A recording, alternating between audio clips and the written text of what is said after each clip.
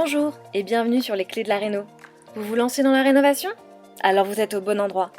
Les clés de la réno, c'est le podcast qui vous accompagne tout au long de votre projet pour aménager et décorer la maison ou l'appartement qui vous correspond. Je suis Alison, aujourd'hui architecte d'intérieur et décoratrice. Je vous propose ici mes conseils et mes astuces pour transformer votre projet en un intérieur beau, chaleureux et fonctionnel dont vous serez fiers. Je suis passée par là. Je sais ce que c'est que de devoir gérer une rénovation en plus de son quotidien. C'est pas toujours une partie de plaisir, mais ça en vaut tellement la peine au bout du compte. Seul ou avec un invité, laissez-moi vous aider à simplifier les étapes, vous apporter les clés dont vous avez besoin pour que votre projet se passe au mieux.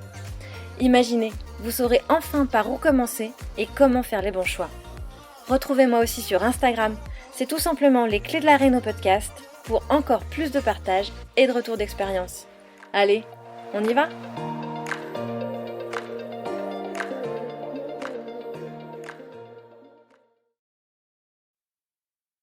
Hello les rénovatrices et les rénovateurs et bienvenue dans ce nouvel épisode de Les Clés de la Réno, le podcast qui transforme ta vision de la rénovation. Et ça y est, c'est la rentrée, on se retrouve après ces 8 semaines de congé d'été, ces 8 semaines où vous avez été nombreux, assidus à être là chaque semaine pour venir écouter un épisode de la série spéciale que j'avais lancée cet été, donc Secret Pro. Vous m'avez fait de nombreux retours sur ces épisodes et franchement, j'étais moi-même surprise.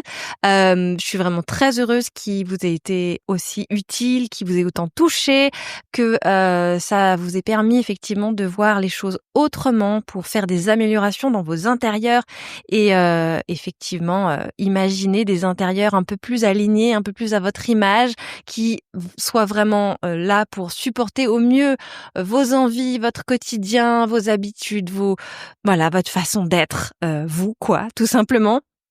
Donc effectivement, j'étais super contente que cette série vous plaise autant. Donc merci beaucoup, merci pour tous les retours que vous avez pu me faire. N'hésite pas, toi qui écoutes là, qui a ma voix dans tes oreilles, à toujours revenir vers moi, me dire ce que tu penses d'un épisode, comment il peut être utile, comment il peut t'aider, s'il y aurait d'autres axes que tu aimerais que j'approfondisse éventuellement. C'est toujours super utile pour moi d'être en lien directement avec vous qui êtes dans des projets de rénovation et qui vous posez tout un tas de questions parce qu'évidemment, j'ai une certaine vision, une certaine idée de la rénovation. Je sais où je veux aller, je sais où je veux vous emmener, mais c'est quand même toujours très utile pour moi de savoir quelles sont les problématiques que vous rencontrez, comment je peux vous être utile au mieux, comment je peux vous apporter des solutions concrètes, des exemples, des choses que j'ai pu rencontrer dans mes expériences passées, qu'elles soient pro ou perso,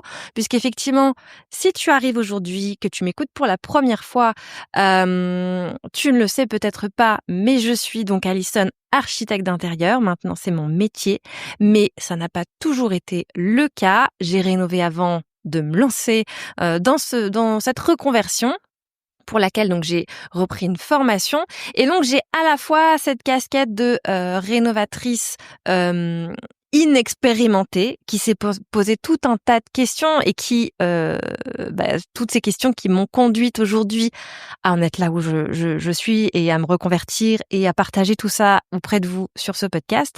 Mais effectivement, j'ai aussi la casquette de l'architecte d'intérieur aujourd'hui qui a accompagné des dizaines et des dizaines de projets de rénovation et de clients avec des cas complètement différents, des habitudes de vie complètement différentes, des parcours, des profils, des maisons, des biens complètement différents et donc qui m'ont amené effectivement à multiplier les expériences en la matière et à pouvoir approfondir, aguerrir cette vision que je pouvais déjà avoir en lien avec les questions que je me posais déjà naturellement, mais qui ont été effectivement éprouvées au fur et à mesure de tous ces projets. Donc, n'hésite pas, si tu arrives là, c'est que tu te lances dans un projet de rénovation, n'hésite pas à m'envoyer un petit MP avec ton projet, tes questionnements, ça peut susciter l'envie de créer un nouvel épisode ou tout simplement de partager sur la rénovation, c'est toujours un plaisir. Et pour te dire un peu, parce que ça c'est la rentrée, on a eu plein de bonnes résolutions, on a envisagé probablement, enfin on a réalisé probablement tout un tas de travaux pendant l'été. Est-ce que tu es comme moi et tu as réussi à avancer un peu dans ta réno? Parce que si tu arrives aussi ici, tu ne le sais peut-être pas, mais je suis en cours de rénovation, c'est ma 3e réno et on est dans les travaux, mais un peu par intermittence, parce qu'effectivement, je t'invite à écouter l'épisode que je mettrai en description, qui fait un peu, qui raconte un peu l'histoire de cette nouvelle rénovation, mais et de son démarrage. Mais si tu es là depuis longtemps, depuis tout ce temps et que tu écoutes, tu te demandes un peu probablement où j'en suis dans ma réno, dans mes travaux. C'est peut-être l'occasion de faire un petit point. Écoute, c'est compliqué, hein, n'est-ce pas? La rénovation, on le sait, mais c'est d'autant plus compliqué quand on est dans un contexte budgétairement tendu, je veux dire contextuellement et économiquement, que ce soit le nôtre au sein de notre famille et en lien avec cette rénovation qu'on a choisi de réaliser dans une zone géographique extrêmement tendue, avec des prix de l'immobilier extrêmement hauts, ce qui a impliqué pour nous effectivement d'avoir un budget qui a été mangé à 95% par le prix d'achat de la maison, et alors qu'elle nécessite des travaux effectivement, mais on n'avait pas réellement le choix si on voulait pouvoir accéder à la propriété dans cette zone géographique qui est donc collée au littoral. C'est sûr que là, du coup, j'ai la chance d'avoir la plage, la mer à 50 mètres de chez moi.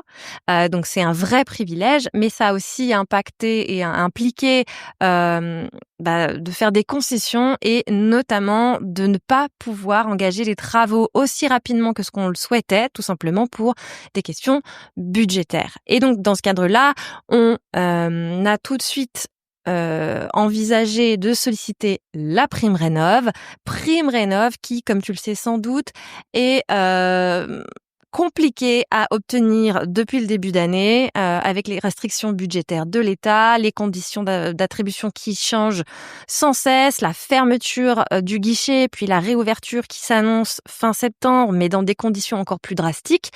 Donc effectivement, cette partie-là est un peu en suspens.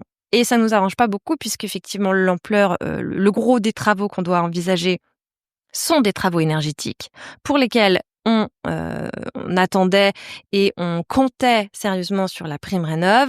Donc on est toujours un peu dans l'attente. On préfère prendre notre mal en patience plutôt que effectivement avancer dans nos travaux et finalement regretter de ne pas avoir fait les bons choix. Clairement. Bon, là, on en est quand même à un moment où se dire finalement, ça fait quand même ça fera 1 an en novembre qu'on a acquis cette maison et finalement qu'on n'a pas engagé ces travaux en question. Donc, on en est quand même à se dire que faudrait peut-être qu'on trouve d'autres solutions et d'autres alternatives de financement. C'est à l'étude. Donc, bref, ce qui implique effectivement que tant que ces travaux ne sont pas engagés, et donc les travaux énergétiques, et notamment le gros, c'est quand même des gros travaux, hein, changement de toutes les huisseries, isolation par l'intérieur, changement du système de chauffage, et même des radiateurs et de tout le réseau de plomberie, enfin de canalisation, de chauffage. Donc ça nous implique aussi d'attendre la réalisation de ces travaux pour qu'on puisse nous engager des travaux plus à notre portée, plus de finition, on va dire. Donc on patiente, on est dans les starting blocks, mais on sait pas trop par où le prendre.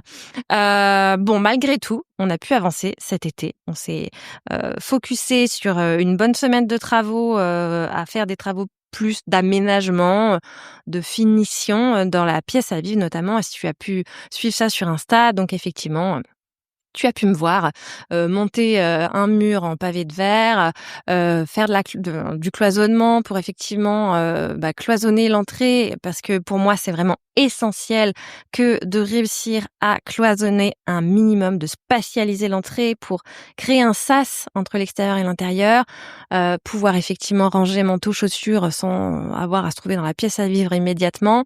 C'est vraiment un indispensable et pour le coup, c'est bien fait chez nous, mais en même temps, ça nécessite d'être mieux cloisonné. Donc, c'est ce qu'on a fait avec ce mur en pavé de verre et le cloisonnement et le placard qu'on est en train de créer. Placard toujours dans l'idée d'aller réutiliser les choses existantes. Donc, si tu avais suivi les travaux qu'on avait fait aussi avant d'emménager cet hiver, on a récupéré des portes de placard dans la chambre des enfants parce qu'on a fait des changements de cloisonnement. Et ces portes de placard qu'on avait soigneusement conservées, on les a réutilisés dans l'entrée, donc on a créé un cloisonnement en placo et on va effectivement réadapter ces portes qui ont été fabriquées au moment de la construction de la maison, donc elles ont vraiment été pensées pour cette maison. Et pour moi, c'était vraiment essentiel, même si je me suis posé tout un tas de questions. Est-ce qu'on chine des portes anciennes? Est-ce qu'on crée des nouvelles portes? Et puis finalement, on avait ces portes-là sous la main. C'est quand même une chance en soi. Donc, ça aurait vraiment été très bête de faire autrement. Donc, on s'est réadapté. On a, adapté les dimensions du projet pour faire en sorte de réintégrer ces portes qui ont été conçues pour cette maison et donc, ainsi, se prêtent extrêmement bien à l'esthétique générale de cette maison. Donc on a presque terminé, c'est ce sur quoi je vais me pencher bientôt. Et puis également, on a commencé à coffrer la partie haute, le manteau de cheminée effectivement de notre foyer ouvert, puisqu'on a une grosse cheminée très imposante avec beaucoup de pierres, qui est vraiment structurellement très attachée au bâti et qui sera ainsi très difficile à démolir. C'est pas infaisable évidemment, mais compliqué. Et donc ne sachant pas non plus si on allait un jour mettre un poêle, ne pas mettre un poêle, supprimer ou pas supprimer. Et puis en soi, moi on aime les cheminées, on aime la chaleur du foyer, du feu. Donc pour l'instant, on s'est dit qu'on allait simplement la moderniser, effectivement, en lui créant un coffrage en placo en partie supérieure, donc pour moderniser l'ensemble. Et donc effectivement, tout ça pour dire, c'était un peu notre semaine de chantier. On a d'autres projets effectivement pour cette pièce à vivre, mais on s'est concentré principalement sur le gros œuvre. Donc c'est des choses qui sont pas du tout terminées, c'est complètement en cours de travaux, de chantier. Mais tout ça pourquoi? C'est parce qu'effectivement, moi j'ai un conjoint qui est très sollicité par son travail, qui a des horaires impactantes et qui, quand il est là, souhaite se consacrer à notre vie de famille, à nos enfants. Donc, c'est très compliqué pour nous d'avancer réellement dans les travaux, beaucoup plus compliqué que ça ne le fut sur notre précédente rénovation. Et ainsi, moi qui veux avancer, on s'est rendu compte qu'on n'avait pas forcément en ce moment la même vision des travaux et d'avancement de chantier. Donc, on a décidé de focuser ces travaux d'été sur le gros œuvre pour que ça me permette, moi, de pouvoir avancer sur les travaux que je peux faire toute seule, plutôt en finition, en enduit, en peinture, en choses plus accessibles à faire seule. Donc, dorénavant, tu vas me voir tous les vendredis. C'est l'objectif que je me suis fixé parce que je veux effectivement faire avancer les travaux de cette maison. Tous les vendredis, je vais partager l'avancée de nos travaux et je vais avancer petit à petit, vendredi après vendredi, dans les travaux de notre maison. Donc, je te donne rendez-vous. Ça commence demain. On est vendredi. Enfin, aujourd'hui, puisque tu écouteras cet épisode vendredi aujourd'hui. Mais si tu veux suivre mes travaux, n'hésite pas, viens me faire un petit coucou. Voilà, c'était long, mais pour te dire un peu où on en était. Aujourd'hui, on se retrouve donc pour un nouvel épisode, un épisode solo. J'ai plein d'épisodes interviews qui vont arriver très prochainement, mais ils ne sont pas encore prêts. Donc, on se retrouve avec un épisode solo, un épisode vision, expertise, et on commence avec un sujet qui va tout de suite te plaire, un sujet qui tient à cœur de tous les rénovateurs, puisque tu l'as vu dans tout ce que je viens de te dire, le budget, c'est quand même au cœur du problème de la réno, c'est le nerf de la guerre, comme je le dis souvent. Et on va donc voir aujourd'hui les erreurs qui peuvent te coûter des milliers d'euros lors de tes travaux. Parce qu'effectivement, je ne compte plus le nombre de fois où on m'envoie un message, un mail, quelque chose. Alison, je ne comprends pas pourquoi mon budget a autant dépassé. J'avais prévu X 1000 € pour ma cuisine, je me retrouve avec le double. Ça dépasse de tous les côtés. Ma rénovation ne devait me coûter que 50 000 € de travaux, j'en suis déjà à 80. Mais que s'est-il passé? Effectivement, le budget qui dérape, c'est quelque chose d'extrêmement courant quand on n'a pas pris les choses dans le bon ordre, quand on n'a pas planifié, quand on n'a pas anticipé. Je le dis souvent ici, c'est une base, quelque chose de primordial. Et malgré ça, même en ayant pris toutes les précautions du monde, il n'est pas impossible de se faire dépasser parce que la rénovation, c'est de l'ancien. Et effectivement, on ne sait jamais réellement ce qu'on achète quand on achète une maison qu'on a visitée 1 fois, 2 fois, 3 fois au mieux. On sait pas réellement de quoi elle est faite et on n'est jamais à l'abri de quelques surprises. Et donc aujourd'hui encore, on va décortiquer ensemble 5 erreurs classiques qui vont transformer un rêve de rénovation en cauchemar financier. Tout ça pour que tu puisses l'anticiper au mieux. Et surtout, je vais vous donner des solutions concrètes pour les éviter. Donc on commence tout de suite avec la première erreur. Erreur courante, évidemment, négliger l'étude préalable. On a tout de suite envie de se lancer, d'avancer, de effectivement faire les devis sans trop se poser de questions, commencer la démolition. Et en fait, la première erreur, probablement d'ailleurs la plus coûteuse, c'est bien de se contenter de devis superficiels sans faire diagnostiquer réellement son bâti, que ce soit par des professionnels du diagnostic ou par les artisans qui effectivement peuvent avoir une certaine expérience et sont en capacité de pouvoir t'apporter des solutions et des conseils concrets. Donc effectivement, t'imagines la scène. T'appelles un maçon pour abattre une cloison, agrandir ton salon. Il passe 10 minutes chez toi. Il te fait un devis à l'arrache, pas de détails. Tu finis par signer et quelques coups de masse plus tard, vous vous rendez compte, avec les fissures qui apparaissent au plafond, que cette cloison était devenue semi-porteuse avec le temps. Ça arrive bien plus souvent qu'on ne le croit. Je t'invite à y faire vraiment très attention. Et résultat, dans cette situation, tu te retrouves avec des milliers d'euros de travaux supplémentaires pour renforcer la structure. Parce qu'effectivement, on fait quand même souvent attention aux murs porteurs et on se dit toujours qu'une cloison peut être démolie sans prendre aucune considération. C'est souvent le cas, mais il faut quand même se méfier. Plus le bâti est ancien, plus la cloison a pu venir supporter des charges, surtout selon la configuration du bâti, l'état structurel du bâti, l'état de la charpente, l'état global. Effectivement, une cloison non porteuse à la base peut l'être légèrement devenue au fur et à mesure du temps. Donc ce n'est pas parce que ce n'est pas porteur sur le plan que ça ne l'est pas devenu dans la réalité des choses. Et donc effectivement, comment on fait quand on veut se lancer dans des travaux, qu'ils soient structurels ou pas, donc tu l'as vu, mais avec des modifications quand même importantes. Mais c'est également quand on veut faire des travaux importants d'électricité ou de plomberie. Moi, la première des choses que j'ai envie de te dire, effectivement, c'est de vraiment prendre le temps de faire une étude préalable. Donc, quand tu fais venir un artisan pour lui demander un devis, tu lui demandes une visite technique approfondie. Parce qu'effectivement, un bon artisan, il va passer au moins 30 minutes chez toi. C'est un minimum. Selon la superficie, c'est même plus, bien plus. Il doit te poser des questions sur l'historique du bâtiment.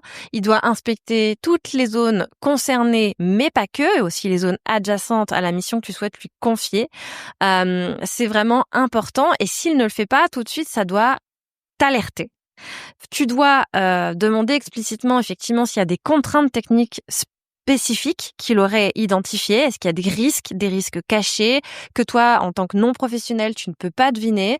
Est-ce que il pourrait découvrir des choses en ouvrant telle ou telle chose, tel ou tel mur, telle ou telle cloison? Un professionnel honnête, il va forcément t'alerter sur les points d'attention. Même un professionnel honnête devrait le faire sans même que tu aies besoin de lui poser la question. Mais malgré tout, je t'invite effectivement à creuser davantage et à, en quelque sorte, imaginer le pire pour qu'il puisse, pour que vous puissiez ensemble discuter des peut-être. Qu'adviendra-t-il si? Et en ce sens, lui réclamer aussi un devis détaillé qui va budgéter les peut-être.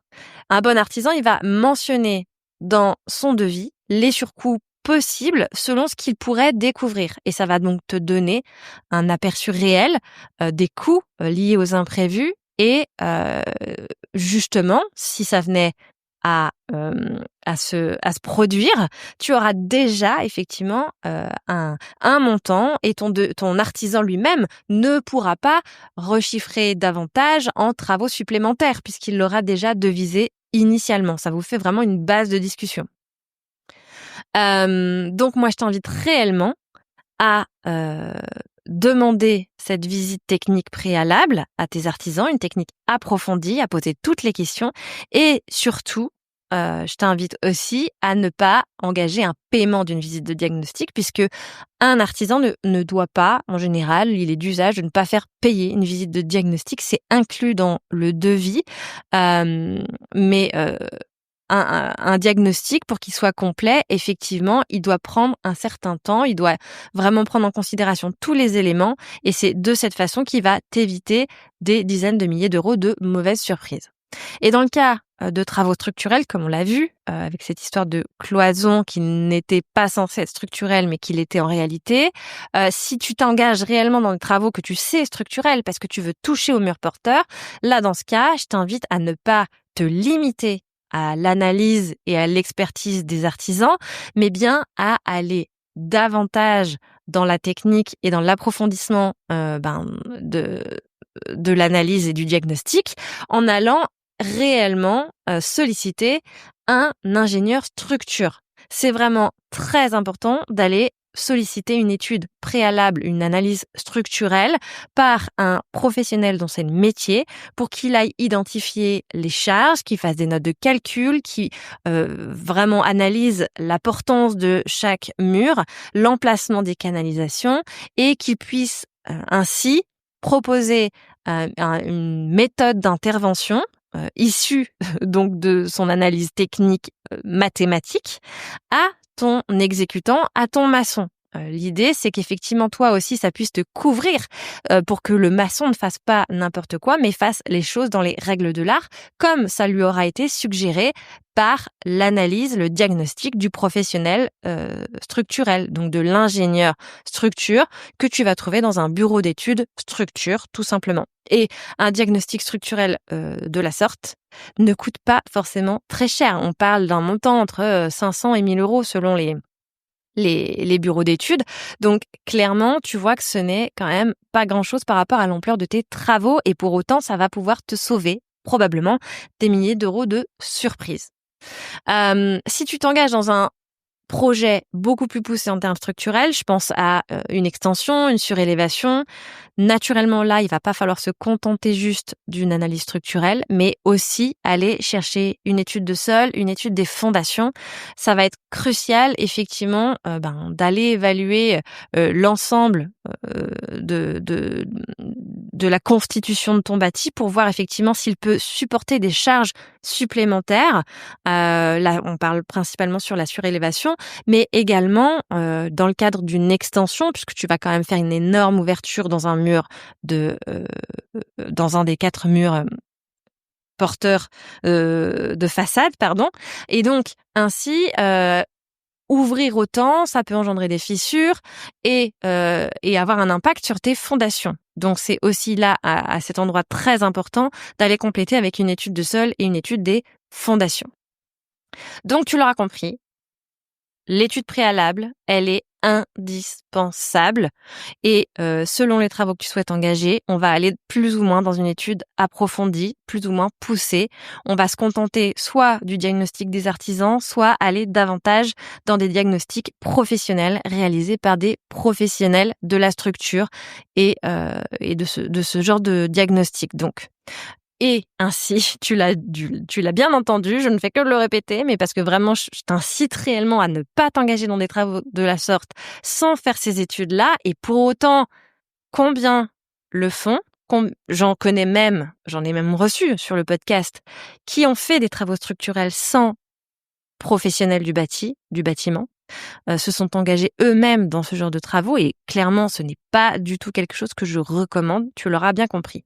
Parce que consacrer 2% de ton budget à une étude structurelle, qu'est-ce que c'est par rapport aux dizaines de milliers d'euros que tu pourrais avoir en mauvaise surprise si les choses se passent mal. Donc clairement, c'est un investissement, mais au moins, tu sais où tu mets les pieds, tu t'évites un nombre d'imprévus nombreux et tu t'assures que les travaux seront faits dans les règles de l'art, puisqu'une fois cette étude réalisée et transmise à ton exécutant, il ne pourra faire que s'y conformer. Donc toi aussi, ça te couvre. Et puis le maçon aussi, en soi, ça le couvre s'il fait les choses comme il faut. Voilà, en cas de problématique, ce sera plus simple, entre guillemets, d'aller rechercher la faute, l'erreur qui a été commise quand on sait exactement qui a fait quoi et où étaient les risques. Deuxième erreur, sous-estimer les coûts cachés. Le deuxième piège dans lequel je vois 99% des rénovateurs tomber. C'est vraiment oublier les coûts cachés. Quand je dis coûts cachés, en fait, c'est simplement les travaux induits. Quelque part, c'est les choses qu'on ne maîtrise pas quand on connaît pas, quand on n'a jamais fait, quand on sait pas, effectivement, qu'est-ce qui implique, quels travaux sont impliqués par telles envies. Je parle pas ici des 10%, des 20% de marge d'erreur, d'imprévu qu'on te conseille partout de prendre dans ton budget. Si tu veux, laisse-moi te raconter une situation pour que tu puisses un peu comprendre. Et c'est une situation que j'ai vécue puisque c'est Justine qui s'est adressée à moi pour faire un audit de sa rénovation. Et dans le cadre de cet audit, je reprends l'intégralité du projet, que ce soit les plans, le budget, les envies. Je pose tout un tas de questions dans le cadre d'un questionnaire préliminaire. Bref, on regarde son budget. Et là, je vois que pour sa salle de bain, elle envisage de changer le carrelage, donc carrelage de sol et faïence murale, et que pour ce faire, elle a prévu 2 000 € de budget. Ok, je l'interroge. Et là, je me rends très vite compte qu'en fait, elle a prévu 2 000 € parce qu'effectivement, elle est allée sur un site de vente en ligne de carrelage et qu'elle savait à peu près son nombre de mètres carrés, elle savait ce dont elle avait besoin, bref. Elle a arrondi en supérieur, ce qui est très bien, parce qu'elle s'est dit qu'il y avait probablement un peu de fourniture, de la colle, du joint. Mais en fait, comme elle entend faire réaliser ses travaux par un carreleur, elle n'a pas budgété la partie démolition et évacuation des gravats de son ancien carrelage et son ancienne faïence, 300 €. Elle n'a pas budgété la préparation des murs et des sols, notamment le ragréage, 800 €. Elle n'a pas envisagé un budget pour les finitions, notamment les plaintes, 600 €. Total de ces oublis, on arrive à 1 700 €. Et donc tu vois que avec 2 000 € prévus au départ, il manquait quand même 1 700 €, quasiment la même somme. Autant te dire que quand on prévoit son budget de la sorte, naturellement, on ne peut que exploser son budget. C'est normal.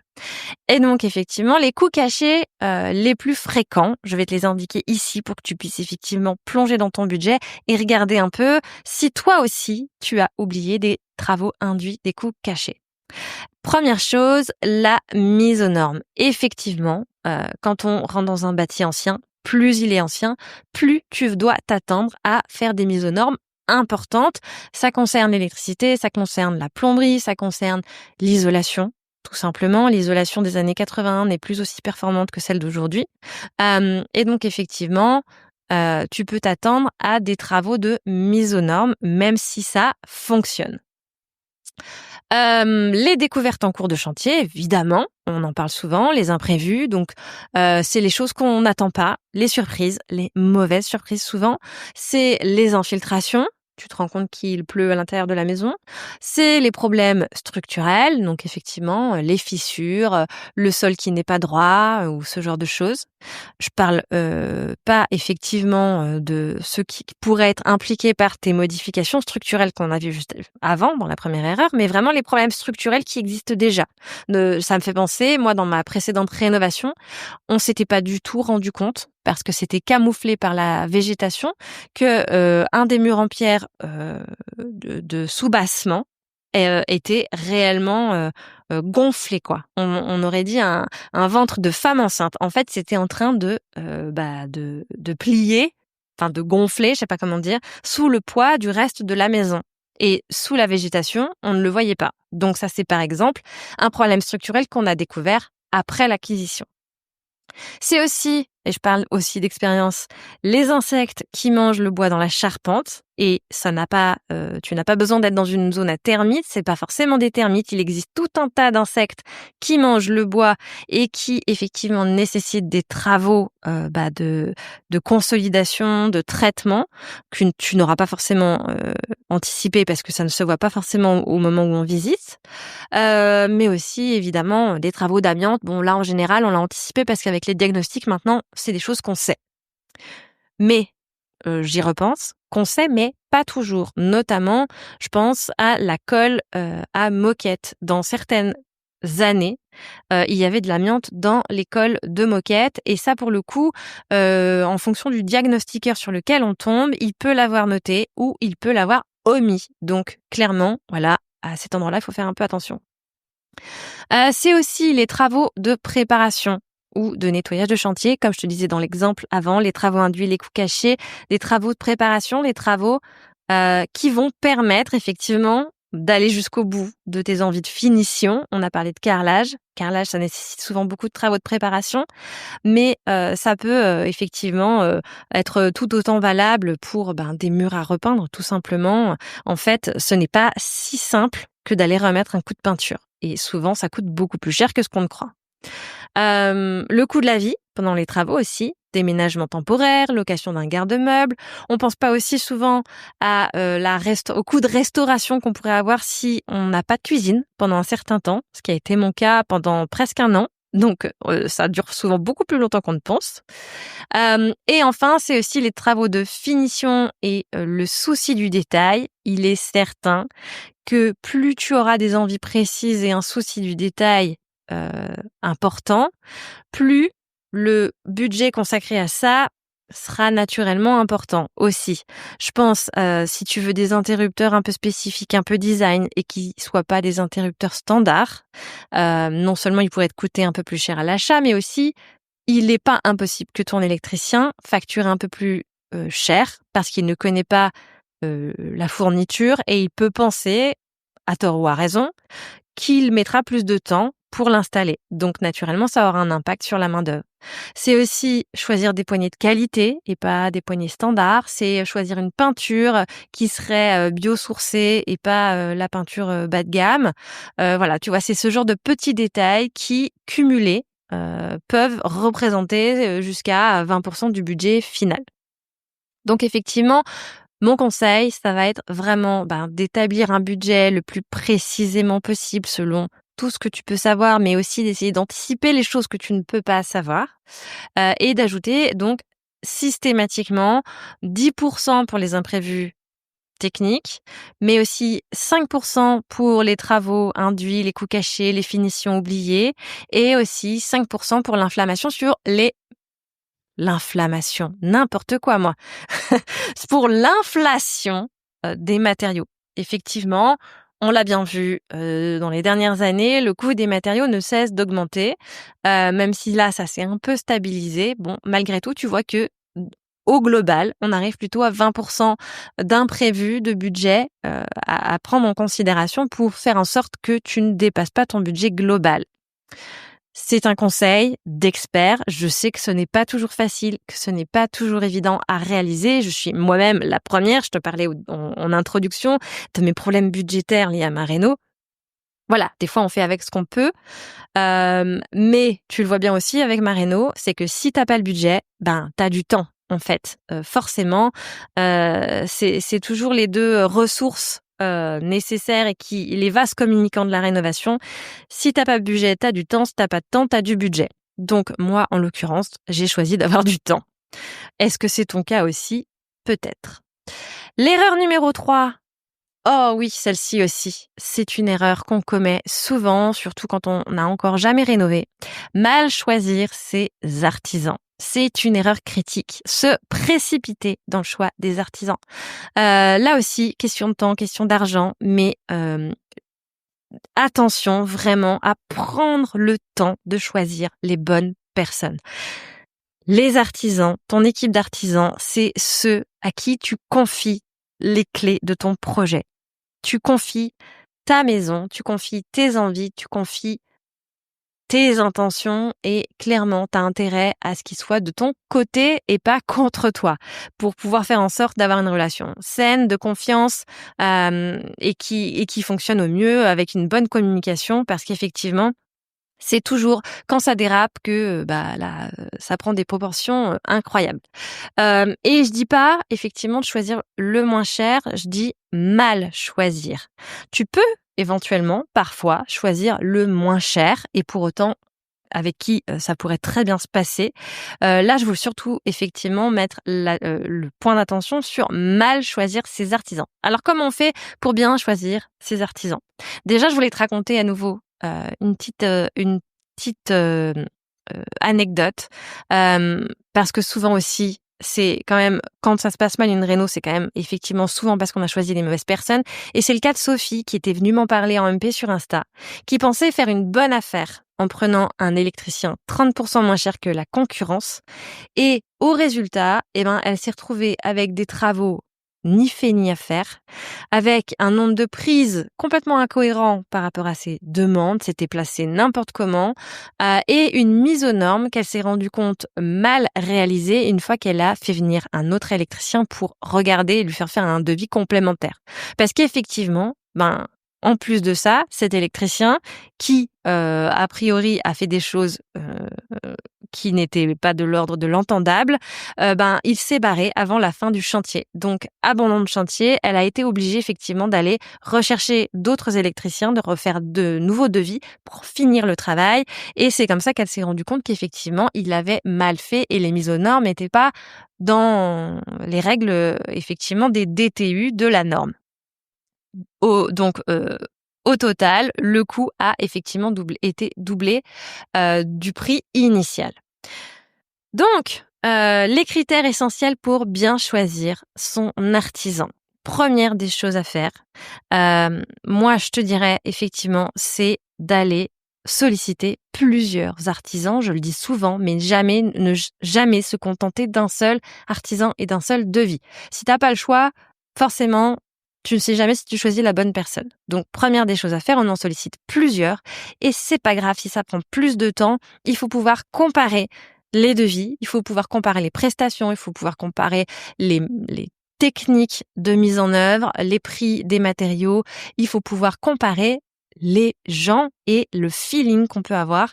Et c'est pas parce qu'on t'aura recommandé une personne qu'elle te conviendra. Peut-être qu'elle convenait à la personne qui te l'a recommandé, ta voisine, ta tante, je ne sais qui, mais peut-être qu'en fait vous êtes différents, tout simplement, que vos envies sont différentes, que toi tu as un souci du détail beaucoup plus poussé que ta voisine, peut-être que effectivement tu as une exigence de réalisation qui n'est pas la même et donc pour autant l'artisan qui t'aura été recommandé ne te conviendra pas. Donc il ne faut clairement pas se contenter de solliciter un seul artisan et se contenter des artisans qu'on t'aura recommandés. Bien sûr, une recommandation, c'est à prendre en considération, c'est déjà très bien, mais tu peux compléter avec des avis, les avis Google. Bon, même si aujourd'hui, les avis Google, c'est à prendre avec des pincettes. Mais une fois que tu as effectivement commencé à solliciter plusieurs artisans, je t'invite à prêter attention à plusieurs choses. Première chose, les assurances et les garanties. Demande impérativement l'attestation d'assurance décennale et l'attestation en responsabilité civile professionnelle. Si l'artisan ne te fournit pas ces attestations, je t'invite à fuir.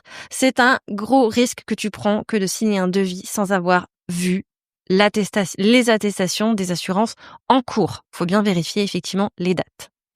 Les références. Alors, il y a un truc effectivement, on pense pas souvent, on n'ose pas, mais là, clairement, je t'invite à te faire un peu violence et à demander à tes artisans de te montrer des chantiers récents.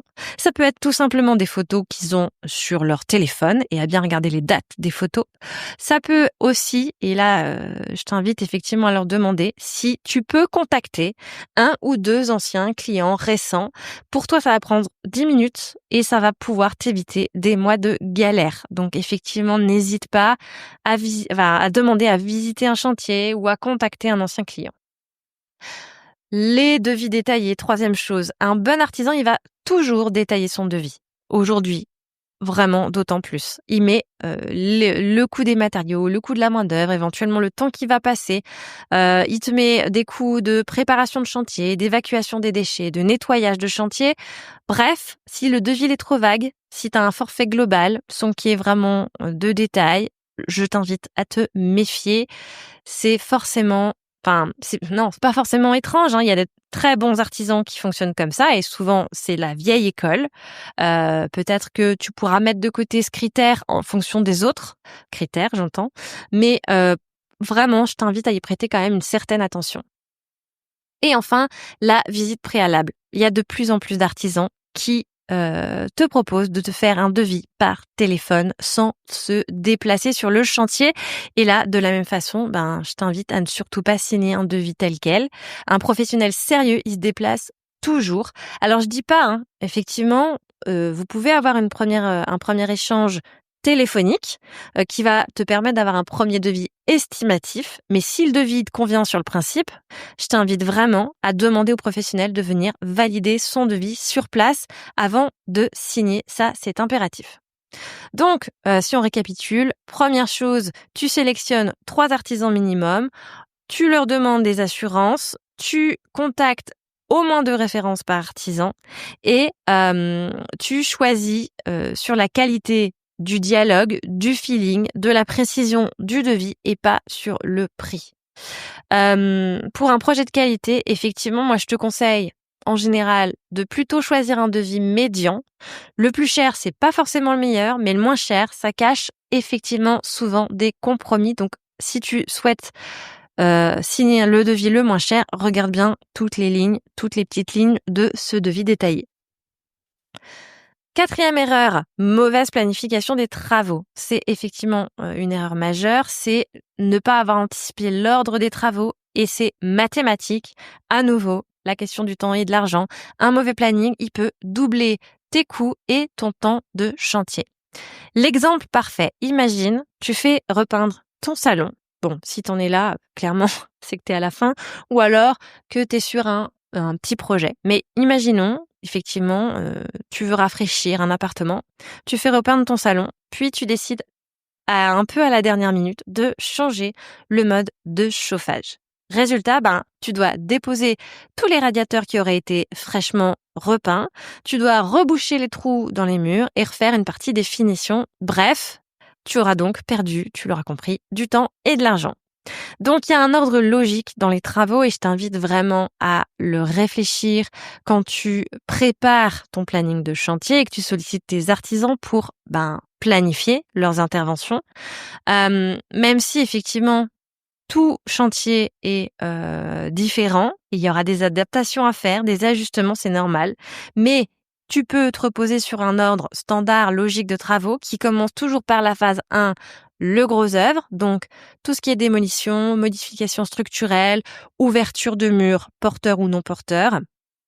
Ensuite, on a le second œuvre technique, donc tout ce qui est réseau avec toutes les modifications électrique, les gaines, les câblages, tout ce qui est plomberie, canalisation, chauffage, donc chauffage, conduit, radiateur, VMC également, voilà, tout ce qui est vraiment réseau.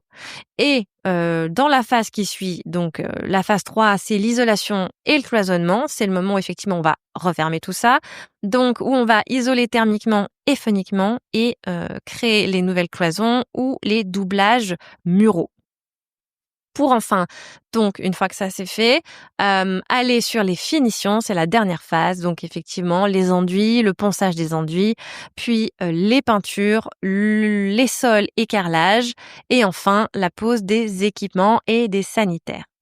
Donc effectivement, les erreurs de planning qui vont coûter cher, par exemple, ce sera d'installer le sol avant de peindre le plafond. Tu te doutes que si tu peins ton plafond alors que le sol est déjà là, il va falloir soit vraiment bien le protéger, soit tu auras tout un tas de micro-gouttelettes qu'il faudra nettoyer. C'est aussi poser la cuisine avant de finir la peinture, pour la même raison. C'est faire l'électricité après l'isolation. Ce n'est pas recommandé. C'est programmer plusieurs corps de métier le même jour dans la même pièce. Ça, effectivement, c'est un petit tips. En général, les artisans, ils aiment pas beaucoup qu'on programme leurs interventions avec un confrère, une consoeur d'un corps de métier différent dans la même pièce le même jour, puisqu'effectivement, ils vont se marcher dessus, ça va être compliqué. Et donc, t'en as toujours un qui finit par repartir, et alors ce sera difficile pour toi de retrouver un jour pour le faire revenir, puisqu'il aura anticipé son planning et que ça va te reporter à 3 semaines, 4 semaines, et impacter ton planning de chantier, puisque tout est logique et tout s'articule et est interdépendant. Pardon. Donc mon outil indispensable, là, ça va vraiment être de se créer un planning visuel avec des créneaux colorés par corps de métier pour vraiment bien anticiper tout ça. Prévoir les durées, les prérequis, les dates de début et de fin avec chaque artisan, et surtout de prévoir 20% de temps de marge entre chaque intervention, entre chaque étape, pour justement te laisser de la flexibilité. Au pire, si tu as du temps, tu peux toujours voir pour avancer des interventions, pour regrappiller le temps que tu aurais pris en trop. Donc ça, c'est vraiment indispensable. Et ma dernière astuce de pro, si c'est toi qui commandes les matériaux, je te dirais effectivement de bien l'anticiper, parce que les délais de livraison, ils sont toujours imprévisibles, surtout dans le bâtiment. Et un retard, il va vraiment éventuellement pouvoir bloquer tout ton chantier. On vient de le voir, c'est pas envisageable. Donc, je t'invite vraiment à faire en sorte que les matériaux, ils soient sur le chantier au minimum 2 semaines à l'avance, avant que le besoin ne se fasse sentir. En tout cas, moi, c'est comme ça que je fais mes commandes, que ce soit pour moi ou pour mes clients. Dernière erreur, 5e, négliger l'efficacité énergétique au global. Effectivement, quand on regarde les travaux énergétiques, quand on doit réaliser des changements, on raisonne souvent au coût initial, parce que c'est là que c'est compliqué, qu'on doit tout faire rentrer dans un budget, et souvent ça dépasse. Et donc on regarde le coût initial plutôt que de penser global. Et je t'invite quand même effectivement à envisager la big picture, on va dire, pour t'éviter des euros de dépenser en trop, alors que tu penses faire des économies, mais finalement tu verras que c'est pas le cas. Parce qu'effectivement, si tu prends par exemple 2 devis d'isolation. La première version est économique, 8 000 € pour une isolation faite en laine de verre, standard, voilà. Et contrairement à ça, tu as un devis avec une version beaucoup plus performante, avec une isolation réalisée en laine de bois, qui aura une résistance thermique bien plus importante et un coefficient de déphasage qui sera beaucoup plus performant, notamment en été. Et on sait encore, avec l'été qu'on vient de passer, on sait aujourd'hui à quel point c'est important d'aussi anticiper son isolation pour les mois d'été, pour garder une maison fraîche. Et donc effectivement, ton budget est contraint, tu choisis la version économique. Tu te dis que tu fais 7 000 € d'économie, finalement tu n'as pas 7 000 € à dépenser dans une isolation écologique et performante, et on verra plus tard si en plus il faut pas ajouter une climatisation. Bref, tu vois là l'énorme erreur. Résultat, après 5 ans, si tu regardes au global. Si tu choisis donc la version économique, tu investis dans une isolation thermique à 8 000 €, une isolation standard en laine de verre. Mais si tu commences à regarder tes coûts de chauffage, imaginons c'est 400 € de chauffage par mois sur 60 mois puisqu'on est sur 5 ans. Tu auras donc un global à 32 000 € sur 5 ans. En revanche, si tu avais choisi l'option performante, donc 15 000 € pour l'isolation avec la version la plus performante en laine de bois, tu auras pu diviser par 2 tes coûts de chauffage, donc avec une facture à 200 € par mois sur 60 mois, donc sur 5 ans. On parle que de 5 ans, hein. C'est très loin du temps d'amortissement d'une isolation en plus. Mais donc sur 60 mois, tu auras un global de 27 000 €. Donc tu croyais au départ faire 7 000 € d'économie, alors qu'en réalité, tu en auras dépensé 5 000 de plus que si tu avais fait le choix de la version performante. Est-ce que tu vois un peu où je veux en venir? Quand il s'agit effectivement de penser travaux énergétiques, je t'invite réellement à regarder les coûts de consommation sur 5 à 10 ans. Parce que finalement, quand tu fais des travaux énergétiques, c'est bien pour consommer moins. Et donc, il faut vraiment que les résultats soient là. Sinon, il n'y a aucun intérêt, effectivement. Donc, les postes prioritaires que tu dois envisager pour ton efficacité énergétique. Évidemment, c'est l'isolation. Tu auras, avec l'isolation, avec une bonne isolation, un retour sur investissement qui s'estime entre 3 et 7 ans. D'abord, en priorité, tu dois isoler la toiture, les combles, parce que c'est là où il y a le plus de déperdition, puis les murs et le sol. Si tu arrives à tout faire, c'est vraiment excellent. Ensuite, les fenêtres, évidemment, avec un retour sur investissement qui, là, s'estime entre 5 et 10 ans. Naturellement, on le sait, un double vitrage performant, c'est plus de 50% d'efficacité. Donc, je t'invite vraiment à faire ces travaux rapidement. Il ne faudra pas oublier la ventilation. Tu sais, la VMC, ventilation mécanique contrôlée. C'est souvent négligé en réno parce qu'on se demande vraiment un peu à quoi ça sert. Mais en fait, c'est extrêmement important.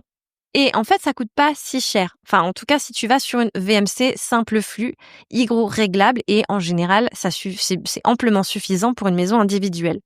Parce qu'effectivement, si tu vas sur une VMC double flux, l'impact budgétaire sera beaucoup plus important au niveau de l'investissement initial, et surtout, ça nécessite un entretien coûteux chaque année. Donc moi, je t'invite vraiment à aller sur une VMC simple flux, ça coûte pas grand-chose.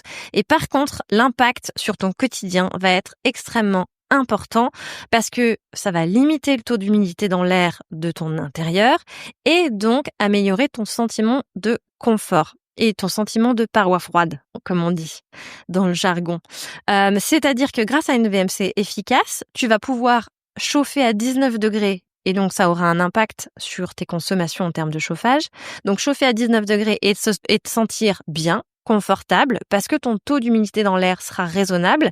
Alors que si ton taux d'humidité est bien trop important, il va falloir que tu chauffes à 22, 23, 25 pour te sentir bien. Et donc naturellement, ça aura un gros impact, comme on l'a dit, sur ta consommation en termes de chauffage. Et donc en dernier lieu, tu l'auras compris, naturellement, le système de chauffage. Alors, on sait que ça coûte cher. Le retour sur investissement, il est plus long, entre 7 et 12 ans. Mais en général, effectivement, ça, c'est pas des choses qu'on va changer si facilement. Et donc, tu vas naturellement quand même y gagner et faire des économies, notamment avec la pompe à chaleur. Effectivement, on parle d'économies qui vont entre 40 et 60% par rapport à un chauffage électrique classique, donc qui est très très consommateur, très énergivore.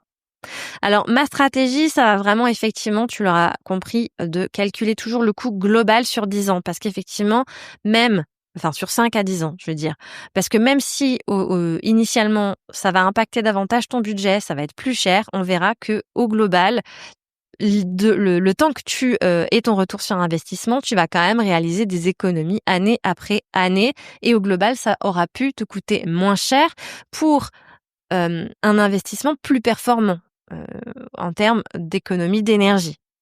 Donc, l'idée, c'est vraiment d'aller privilégier les équipements qui ont les meilleurs coefficients, les meilleures notes énergétiques. Même si ton investissement initial, il est plus élevé, c'est sûr. Donc si on récapitule les 5 erreurs, on aura d'abord donc négligé l'étude préalable.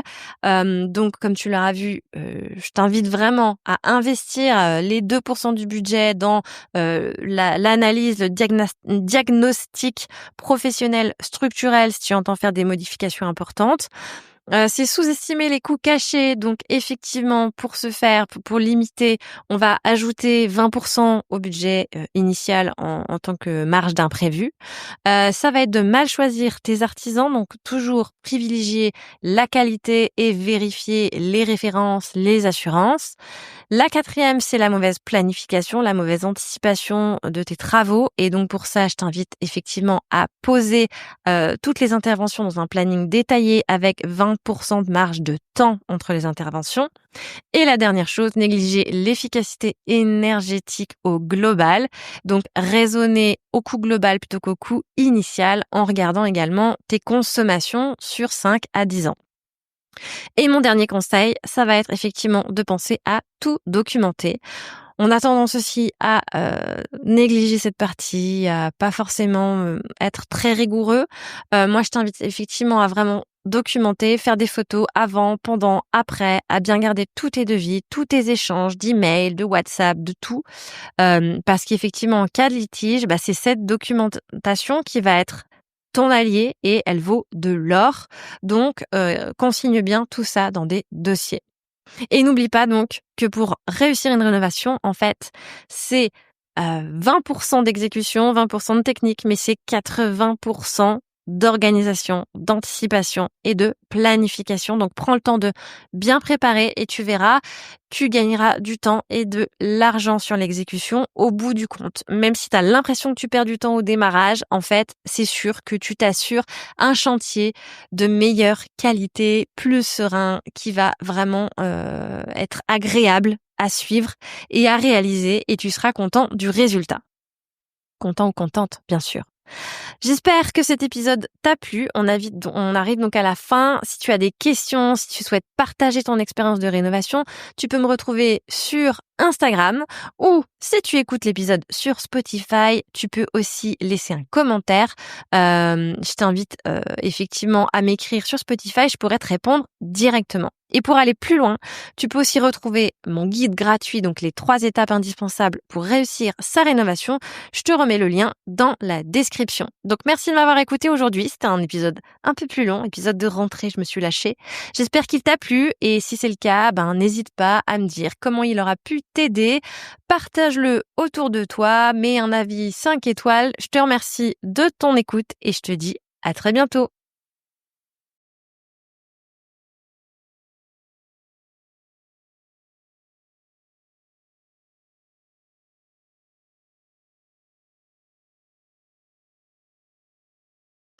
Si vous avez écouté jusqu'ici, c'est probablement que l'épisode vous a plu. Alors n'hésitez pas à en parler autour de vous, amis, famille, tous ceux qui rénovent sont les bienvenus. Vous pouvez aussi évidemment laisser un commentaire sur Apple Podcast ou une note 5 étoiles sur Spotify. Et si vous souhaitez être informé des prochains épisodes, n'hésitez pas à vous inscrire à la newsletter ou à me suivre sur Instagram. Le podcast, c'est fini pour aujourd'hui, mais je vous dis à très vite pour un nouvel épisode.